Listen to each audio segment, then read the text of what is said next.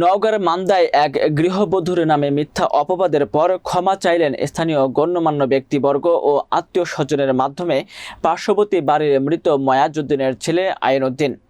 নওগাঁ পশ্চিম থেকে আমজাদ হোসেনের পাঠানো তথ্যচিত্রে দেখুন বিস্তারিত। এ নিয়ে ছোরাব হোসেনের স্ত্রী সীমা আক্তার মান্দা থানায় লিখিত অভিযোগ দায়ের করায় বিষয়টি নিয়ে বিভিন্ন গণমাধ্যমে সংবাদ প্রকাশ হয়। সংবাদ প্রকাশের পরে সীমা আক্তার বলেন, আমার নামে যে বদনাম রটানো হয়েছে, আমি কোরআন শরীফ হাতে নিয়ে বলতে পারবো আমি এই ধরনের কোনো কাজ করিনি। ঘটনাটি ঘটেছে নওগাঁ জেলার মান্দা উপজেলার ৭ নং প্রসাদপুর ইউনিয়নের মঞ্জিলতলা বাজার এলাকায়। পারিবারিক শত্রুতা ও কুচক্রি কিছু মানুষের কিছু উস্কানিতে আইনউদ্দিন প্রতিবেশী সীমা আক্তারের নামে মিথ্যা গুজব রটানো শুরু করে। এই গুজবের উপরে কেন্দ্র করে দুই পক্ষের মধ্যে মারামারির ঘটনা ঘটে। রবিবার গণ্যমান্য ব্যক্তি ও আত্মীয় স্বজনদের সহযোগিতায় প্রায় অর্ধ শতাধিক মানুষের উপস্থিতিতে কোনো অর্থনৈতিক লেনদেন ছাড়াই বিষয়টি নিষ্পত্তি করা হয়।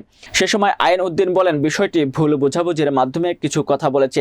এই বিষয়টি এতদূর গড়াবে আমি বুঝিনি। তবে সীমা আক্তার আমার ছোট ভাইয়ের বউ, সে আমার জানা মতে অনেক ভালো মানুষ, কিন্তু কোথা থেকে কি হয়ে গেল আমি নিজেও ভাবতে পারিনি। এ বিষয়ে মান্দা থানা অফিসার ইনচার্জ মোজাম্মেল হক কাজীর কাছে বিষয়টি জানালে তিনি বলেন, সমাধান ভালো একটি উদ্যোগ। যদি আপনারা এলাকাবাসী সমাধান করতে পারেন তাহলে উভয় পক্ষের লিখিত কাগজ থানায় দিলে বিষয়টি দ্রুত নিষ্পত্তির ব্যবস্থা করা হবে। আমার যে কথাগুলো মিথ্যা কথা বলি তো সব মিথ্যা, কিন্তু সীমা আক্তার ভালো মেয়ে, আমার প্রতিবেশী, আমার ছোট ভাইয়ের বউ। সে আসলে চরিত্রবান এবং ভালো, এটা আমরাও তো জানি, এলাকাবাসী সবাই জানে, তখন দোষ নাই আছে। কিন্তু আয়ন ভাই আর একটা কথা আমার সামনে বলুক, কোনো দিন যেন কেউ বলতে না পারে যে আমার বইয়ের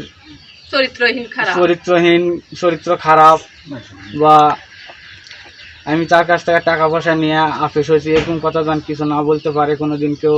কারণ আমি একটা টাকাও নিব না, আমাকে 1 কোটি টাকা দিলেও আমি রাজি নাই আফিস মীমাংসাতে। আমি যদি আফিসই হই আমি টাকা ছাড়াই হবে, নিঃশর্তভাবে আমি কারো অবৈধ কাজে লিপ্ত নয়। আমার মিথ্যা অপবাদে সে দুর্নীতি করছে, সে বড় ভাই আইনউদ্দিন আমার কাছে ক্ষমা চাচ্ছে, আমি তাকে ক্ষমা করে দিচ্ছি।